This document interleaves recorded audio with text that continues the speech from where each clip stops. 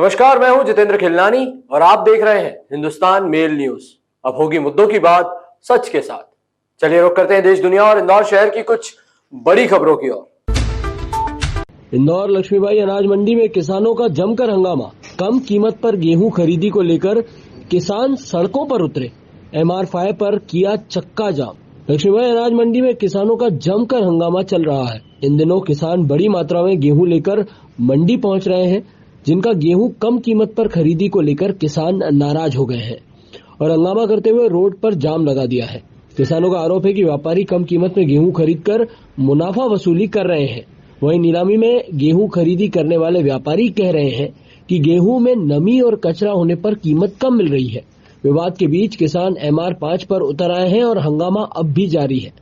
जय किसान, जय जवान, जय किसान, भारतीय किसान यूनियन जिंदाबाद, जिंदाबाद, भारतीय किसान यूनियन जिंदाबाद, जिंदाबाद, जय जवान, जय किसान, जय जवान। इसका ये उद्देश्य है कि किसान का जब गेहूँ आया मंडी में, जब गेहूँ नहीं कट के आया था, जब तक 3200 रुपये गेहूँ का रेट था, जहाँ किसान का गेहूँ मंडी में आना शुरू हुआ और उसका दिन पे दिन भाव गिरते गिरते आज 1752 रुपये कुंटल में एकदम जिसको बोलते हैं गेहूँ, वो गेहूँ की अच्छी क्वालिटी को 1752 रुपये में लेना चाह रहे हैं। और एक दूसरे किसान, ये व्यापारी एक दूसरे पे गेहूँ के दाने फेंकते हैं और सेटिंग कर लेते हैं कि ये गेहूँ को मेरे को लेना है, तो उसको कम भाव में खरीदने की चाल है। और जो बोली लगा था वो भी मिला हुआ है और सब की गांठ साथ रहती है इसमें। और कि 10 ट्राली मेरे को लेना है, 10 मेरे को लेना है, तो वो ऐसा करते हैं। और 1-2 ट्राली को 2100 ले लेंगे, 2000 ले लेंगे, फिर बाद में फिर 1900, 1700, 1862 रुपये। और जो उस गेहूं की मार्केट में कीमत है 35 रुपये किलो की, जिस गेहूं को ये कम से कम भाव में लेना चाहते हैं। और इसके बाद किसानों के साथ में मतलब कि यही हुड़दम लीला करके और माल बाटोल रहते हैं। अभी गेहूं की फसल को लेकर किसानों का कहना ये है कि MSP से कम में मंडी में बिच रहा था, तो इसलिए उन्होंने बाहर चक्का जाम किया था। किसानों को समझाया गया है कि आप ये लोग समझाइश पर रद्दर आ गए हैं। अब मंडी प्रशासन और किसानों के बीच में वार्ता करा के जो भी रास्ता होगा, बेहतर रास्ता होगा, उसको निकालने ये पक्ष था कि हमारा बोली को जो है समर्थन मूल्य से नीचे नहीं किया जाए। किसानों को पूरा ऑप्शन रहता है कि बोली में दोनों का फ़ायदा उठा सकते हैं। यदि उनको ऐसा लग रहा है कि हमारा MSP से नीचे जा रहा है, तो वो चाहें तो अपना निरस्त कर सकते हैं। किसान के पास में ये पावर रहता है, उसके पास में ये अधिकार है कि अनुबंध निष्पादित होने के बाद भी यदि वो चाहें तो अपनी कृषि उपज को निरस्त करा सकते हैं। लेकिन व्यापारी के पास जो ऑप्शन नहीं होता है, एक बार नीलाम कराने के बाद में, अनुबंध निष्पादन होने के बाद में उसको लेना अनिवार्य होता है।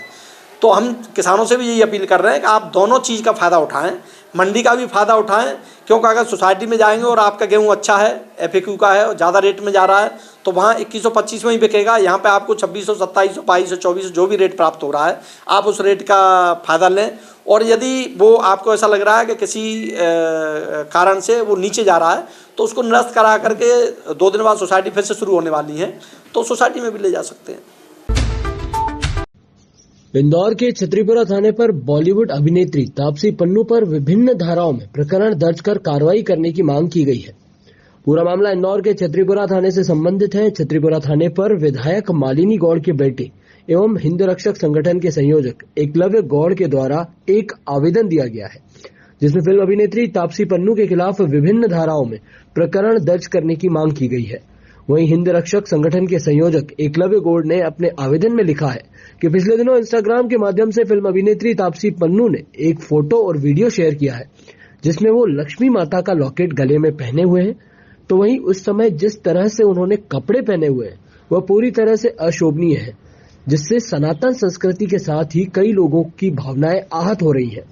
अतः जिस तरह से उन्होंने माता लक्ष्मी का अपमान किया है, उनके चलते फिल्म अभिनेत्री तापसी पन्नू पर विभिन्न धाराओं में प्रकरण दर्ज होना चाहिए। फिलहाल पूरे ही मामले में छतरीपुरा पुलिस ने आवेदन की जांच कर कार्रवाई करने की बात कही है और जल्द ही कार्रवाई करने की बात भी की जा रही है। ये एक आवेदन प्राप्त हुआ है हमें श्री एकलव्य गौड़ जी के द्वारा। इस आवेदन में लेख है कि फिल्म अभिनेत्री तापसी पन्नू ने एक फैशन शो में रैंक वॉक किया था, जिसका वीडियो उन्होंने अपने ट्विटर और इंस्टाग्राम हैंडल पे अपलोड किया था। उस वीडियो को देखने में ये दिखाई देता है कि वहाँ पर उन्होंने अपने गले में एक नेकलेस पहन रखा है जिसमें लक्ष्मी जी की छवि उभरी हुई है और उसको पहनकर उन्होंने रैंप वॉक किया था जिसमें कि रिवीलिंग ड्रेस उन्होंने पहनी हुई है। आवेदक का आवेदन में लेख है कि उस रिवीलिंग ड्रेस के साथ लक्ष्मी जी का लोगो, लक्ष्मी जी का लॉकेट पहनने से उनकी धार्मिक भावनाएं, सनातन धर्म की छवि को ठेस पहुंची है। इस संबंध में आवेदन प्राप्त हुआ है और उचित वैधानिक कार्रवाई इसमें की जा रही है। घटना स्थल कहाँ का, ये रैंप वॉक की जगह हो रहा था? ये मुंबई में एक जियो सेंट्रल गार्डन नाम की जगह है, वहाँ पे लैक्मे फैशन वीक आयोजित किया गया था। उसमें 12 मार्च को ये रैंप वॉक हुआ था। कांग्रेस द्वारा लगातार राहुल गांधी की लोकसभा की सदस्यता खत्म होने को लेकर प्रदर्शन के चलते बीजेपी जिला अध्यक्ष राजेश सोनकर ने कहा कि राहुल गांधी की सदस्यता खत्म होने के पीछे वो खुद जिम्मेदार है।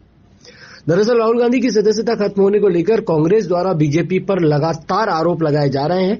इन आरोपों की सफाई देते हुए जिला अध्यक्ष राजेश सोनकर का कहना है कि इसमें बीजेपी शामिल नहीं है, बल्कि राहुल गांधी द्वारा खुद की गई टिप्पणी के कारण उन्हें ये सजा मिली है। अगर वो माफीनामा दे देते तो शायद उन्हें सजा नहीं मिलती, लेकिन उन्होंने ऐसा नहीं करा। या फिर यह भी कहा जा सकता है कि उन्हें सलाह देने वाले वकीलों ने भी उन्हें सही सलाह नहीं दी है और उन्हीं की पार्टी के लोग चाहते हैं कि वे सांसद पद से दूर रहें। देखिए, राहुल गांधी जी का ये पहला मामला नहीं है। अभी राहुल गांधी जी 7 मामलों में बेल आउट है।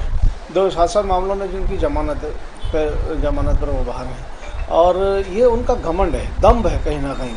उनका देश के संविधान में विश्वास नहीं है, कानून में विश्वास नहीं है, लोगों के सम्मान से उनका कोई संबंध नहीं है, इसीलिए उन्होंने माफ़ी नहीं मांगी। सीधी सी बात है। आज आप जिस पदयात्रा की बात करें तो उस पदयात्रा में भी हमने देखा, भारत जोड़ो यात्रा के नाम से ये पदयात्रा निकाली, वो निश्चित रूप से भारत को तोड़ने वालों की जोड़ने की यात्रा थी। पहले दिन से आखिरी दिन तक वो सब चेहरे, वो सब लोग उस यात्रा से जुड़े हैं जिन्होंने इस देश के टुकड़े टुकड़े गैंग का समर्थन किया, जो आतंकवाद का समर्थन किया, जो हमेशा इस देश को गाली बकने का काम करते हैं, उन लोगों को जोड़ने का उन्होंने इस यात्रा में काम किया है। तो राहुल जी की ब्रिटेन की भी हम देख लें, जिस प्रकार से ब्रिटेन में जाकर उन्होंने देश विरोधी बातें करी है, तो उनका ये स्वभाव हो गया, ये नेचर हो गया है, देश का अपमान करना, जनता का अपमान करना, समाज का अपमान करना, न्याय का अपमान करना। इसीलिए उन्होंने क्षमा याचना करने के बजाय अपना दम, अपना घमंड दिखाने की कोशिश की। संसद की हाउस कमेटी द्वारा राहुल को बंगला खाली करने के लिए 22 अप्रैल तक का मिला अल्टीमेटम। राहुल गांधी को 22 अप्रैल तक खाली करना होगा सरकारी बंगला। संसद की हाउस कमेटी द्वारा राहुल को बंगला खाली करने का नोटिस दिया गया है। राहुल वर्तमान में 12 तुगलक लेन वाले सरकारी आवास में रह रहे हैं। नोटिस के मुताबिक सांसद के पद से डिस्क्वालीफाई होने के 1 माह के अंदर राहुल को अपना सरकारी आवास खाली करना होगा।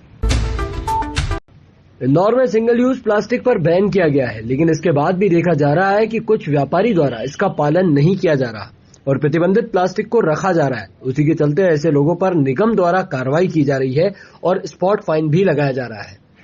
दरअसल प्लास्टिक पर्यावरण के साथ ही जीवन के लिए भी घातक है और सिंगल यूज प्लास्टिक का किसी भी प्रकार से कोई निपटान नहीं हो सकता है।